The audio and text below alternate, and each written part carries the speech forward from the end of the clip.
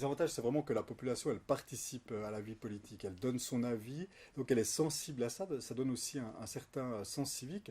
Et puis on a vraiment l'impression de pouvoir jouer un rôle, pas seulement tous les 4 ans ou tous les 5 ans lorsqu'on élit des parlementaires, on élit des gens à l'Assemblée fédérale, mais vraiment dans la vie quotidienne. Et c'est vrai qu'on peut voter à la fois sur des grands enjeux liés à la fiscalité, liés à la migration, mais sur des choses qui peuvent paraître plus anecdotiques, comme les corps de vache, comme les pistes cyclables, des choses comme ça. Et ça donne vraiment l'impression de participer au quotidien. Après, dans les aspects négatifs, c'est que peut-être en Suisse, on vote un peu trop souvent, on vote 4 fois par année, parfois sur des objets très techniques. On est obligé chaque fois qu'on réforme la Constitution de voter. Et là, parfois, c'est vrai que peut-être que sur un certain nombre d'objets, on pourrait éviter des votes qui sont des fois très très clairs. Mais de façon globale, je pense que c'est une très bonne chose et ça permet, si vous n'êtes pas d'accord avec une décision qui a été prise par les autorités politiques au niveau suisse, 50 000 signatures doivent être récoltées, ce qui n'est pas énormément. Et puis, si vous avez envie d'introduire un objet, quelque chose qui vous tient à cœur, une proposition, avec 100 000 signatures, vous pouvez le faire. Et là aussi, finalement, 100 000 signatures, c'est pas énorme. Alors ça, c'est un peu la question qu'on se pose maintenant, c'est est-ce qu'on ne devrait pas augmenter le nombre de signatures pour quand même rendre ça un tout petit peu plus difficile.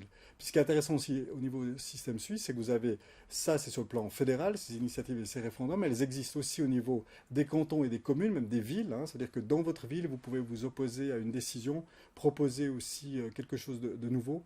Donc encore une fois, ça donne vraiment l'impression qu'on peut bouger les choses et je pense qu'il y a moins d'éloignement comme ça entre la société et puis les politiques. Est-ce que le danger, c'est pas le populisme? Oui et non, hein. On regarde, au final, finalement, il y a très peu d'initiatives qui passent. Alors, il y en a une qui était très populiste qui a passé, c'était l'interdiction des minarets, alors qu'il n'y avait pratiquement aucun minaret en Suisse.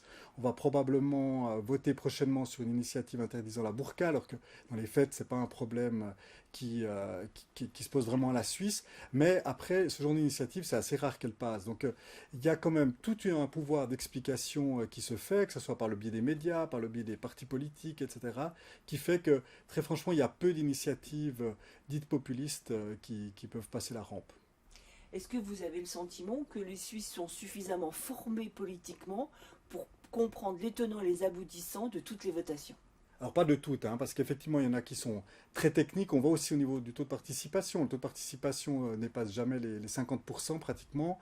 Donc là, ça montre qu'on pourrait augmenter un peu l'exigence aussi. Et c'est vrai que je pense qu'il y a certains sujets qui sont compliqués. Mais de façon globale, je pense que ça oblige quand même les Suisses à s'intéresser, que ce soit par le biais des médias, mais aussi dans les écoles. C'est vrai que ces thèmes politiques sont d'excellents thèmes qui peuvent être utilisés en histoire, en instruction civique, etc., pour sensibiliser les gens, la population aux questions politiques. Est-ce que aussi ce type de consultation peut être détourné, notamment par les partis politiques, pour se faire un peu mousser avant les élections? Bien sûr, hein, on va avoir des élections tout bientôt et en période électorale, tous azimuts, les partis lancent des initiatives, parfois aussi des référendums parce que c'est une très très bonne manière d'occuper le terrain. Et on avait vu par exemple la gauche avant les dernières élections fédérales avait lancé beaucoup d'initiatives et certaines avaient même été retirées parce qu'à un moment donné, ça permet de mobiliser les troupes et tout. Et puis à un moment donné, on le retire. Mais ce qui est aussi très intéressant avec les initiatives et le référendum, c'est pas forcément le résultat final. C'est que de toute manière, lorsqu'il y a une initiative ou lorsqu'il y a un référendum, il y a une évaluation politique qui est faite. Et le gouvernement, par exemple, ou le Parlement peut dire, oh là là, cette initiative a des chances de passer devant le peuple, le référendum pourrait passer, donc on va proposer un contre-projet ou on va prendre déjà un certain nombre de mesures. Donc la plupart du temps, une initiative, elle a de toute façon un résultat concret parce qu'on va faire en sorte que ce qui inquiète les gens puisse être modifié un peu autrement. Et puis déjà, ça provoque un débat général.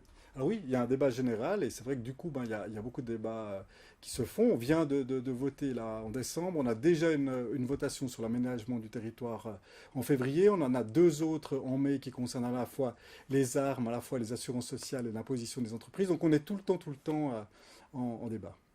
Alors, l'une des dernières votations, c'était au mois de mars sur le Nobilag, où il était question de la redevance télé et du service public audiovisuel, dont vous faites partie. Et là, vous avez eu très peur, vous, ici, à la RTS, et ça s'est plutôt bien passé. Oui, puisque à plus de 70%, il a été dit effectivement qu'on ne supprimait pas le service public. Donc pour nous, c'était effectivement quelque chose de très favorable. Mais là aussi, on voit qu'il y avait déjà un certain nombre de mesures qui ont été prises.